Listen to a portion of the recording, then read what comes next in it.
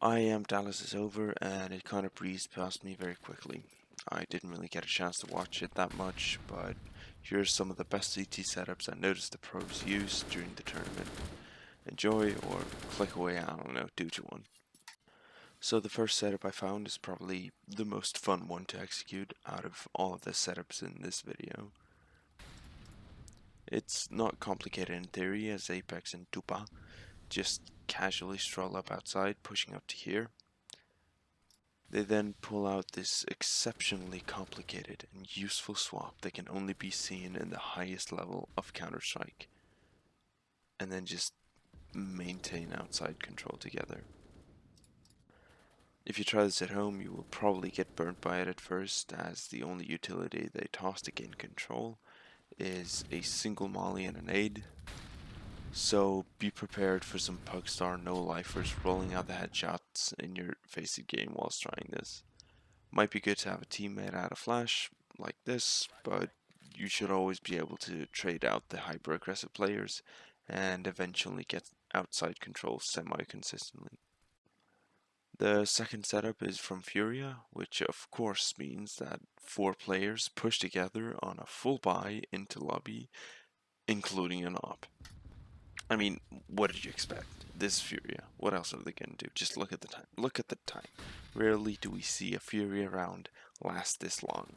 This is a slow push from them, if anything. I mean, they are holding shift while pushing. Couldn't be safer. So how this push is executed is that they play the op in a supporting rifle, a ramp, and edge the opper slowly up to the lobby.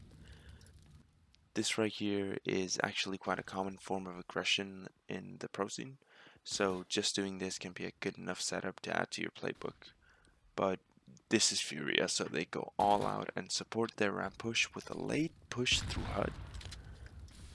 The good thing about this play is not only getting the element of surprise, but also the map control that follows. Furia don't see a single person in lobby, so they know the pick is going for an outside hit. They leave Art alone in lobby, maintaining the map control, and send the rest of the players down to the lower bomb side, as Quesorado has bottom outside under his belt. Finally, I want to highlight this utility that Furia tosses at the beginning of the round. Quesorado, he just mollies Squeaky and then smokes it after a bit, as well as tossing this amazing flash to support the HUD push. But Yuri, he also tosses this Alexi B door molly, which lands behind the door, making an effect that looks like HUD is mollied, but actually you can just walk right past it.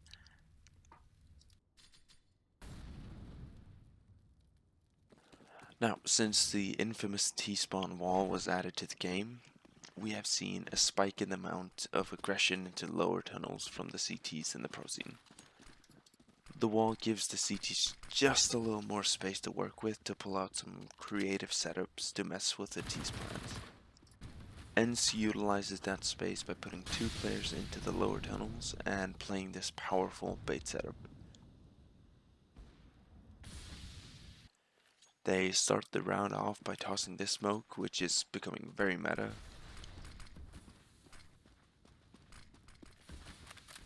And Man then sneaks up to this corner while Anti-Flash and Snacks hold his angle right here. The point of this setup is to give Snacks a free shot with the op and allow Madden to catch the trade. It should be noted that the tunnels are very exposed from short, and therefore ENCE plays Snappy here on short in a very forward position just to protect them. This one is super straightforward. Robs hold this op angle, twist ready to trade, cheeky bait setup, on to the next one. Now this one's a bit different. This is the CT pistol from Liquid against Cloud9. So what they do in this round is they give up A in the beginning and triple up on mid. They take control of mid and then shift their focus towards short and squash down the push there and play retakes either on A or B. With this setup, they try to isolate a significant area of the map one at a time before they move on to the next one. However, as good as this is, I believe it can be improved just by having 1 player buy a kit and 2 flashes. The first flash can be used to support taking mid, and the second one can be used to take over short or just assist in retaking A or B. This flash right here is quite good. It gets deep mid and doesn't affect your mid players. You just need another player to toss it, so a bit of team play is necessary. This one is solid and safe, but doesn't get the players deep mid as the other one does. Finally, I found that this flash is quite good for taking short.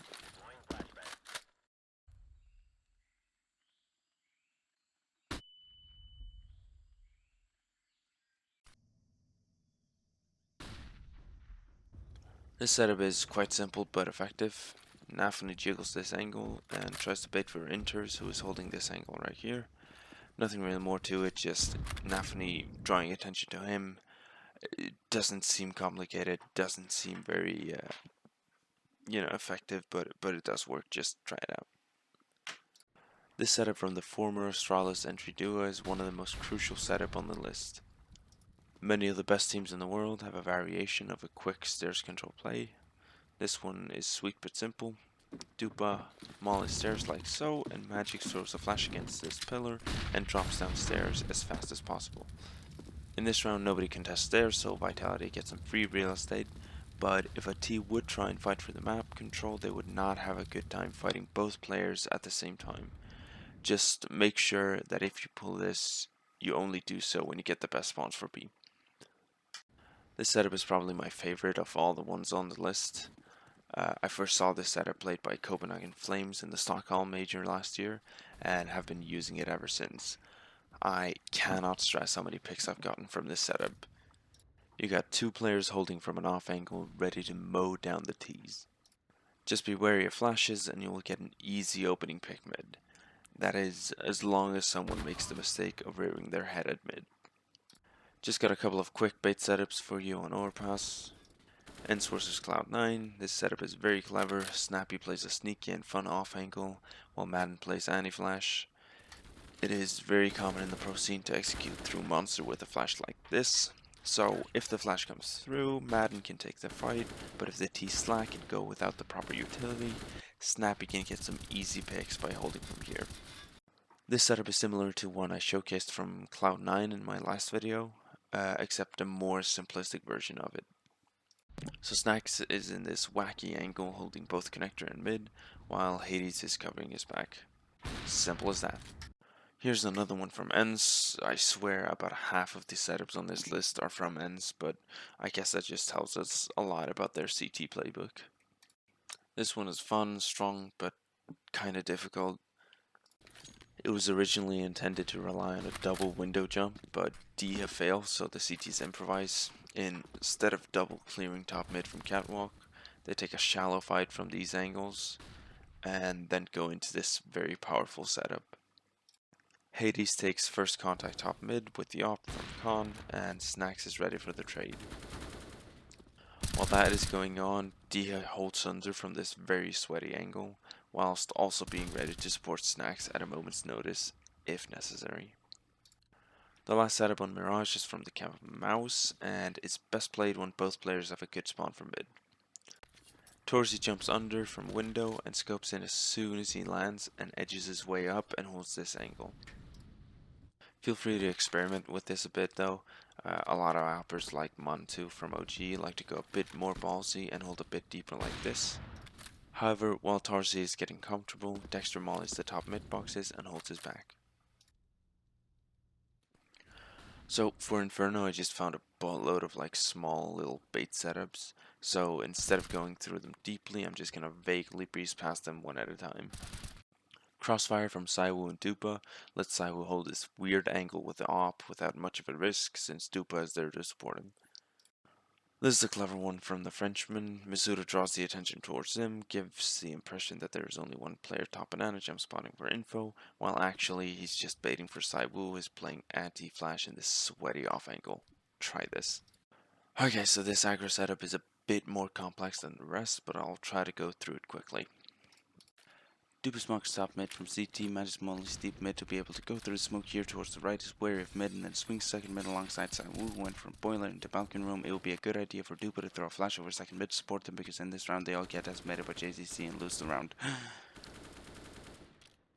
The setup is very straightforward, not much to explain. Dexter baits for Bemus in hopes of his position going unchecked. After nothing happens on A for a while, they however rotate to this setup, which allows them to have eyes on both apps and short, while being able to assist each other in the event of a short order apps push, as we can see happen right here.